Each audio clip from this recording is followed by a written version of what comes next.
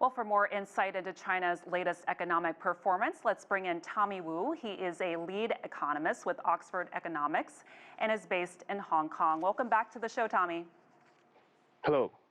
Well, the economic data has beat expectations. Let's first talk about retail sales, which rose 6.7% for the first 2 months compared to the same time last year, a big jump there. What sectors in retail sales were the strongest, and what do you attribute that to? I'm thinking maybe Chinese New Year and the Spring Festival may have been some factors here. Yes, indeed. Retail sales has been beating our expectations. Actually, both sales in goods and restaurant receipts, which indicates services, are actually both improving quite a bit in the first 2 months of this year. Actually, this came despite the fact that there is ongoing COVID caution and also seemingly, at least to me, that even though the traveling statistics during the Chinese New Year holidays have improved, actually tourism travel has actually come down. So, during the Chinese New Year holiday data, the data that came in during the Chinese New Year, it's actually quite mixed. So it's actually quite surprising to me that the retail sales actually improved that much. But nonetheless, that's what the statistics shows. I wonder what you think about industrial production. Let's pivot to that. That also came out pretty strong, up 7.5% from last year. Can you break those numbers down for us?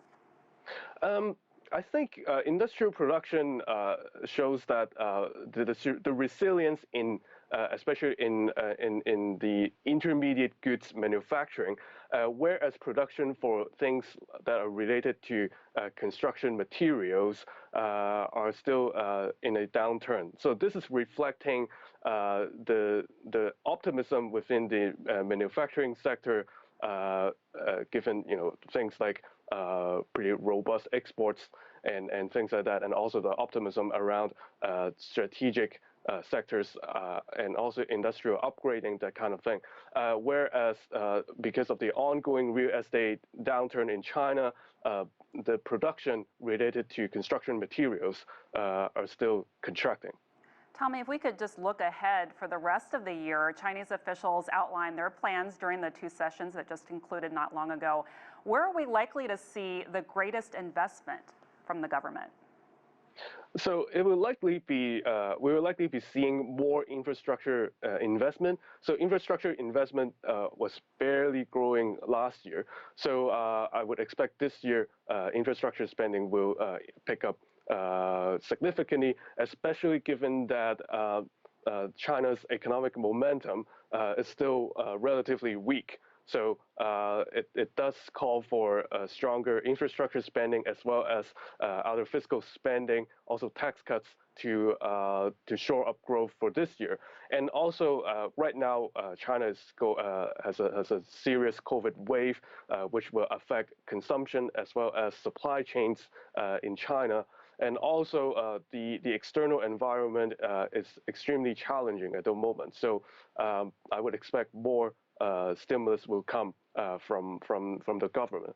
And also the government has set a GDP growth target of around 5.5% this year.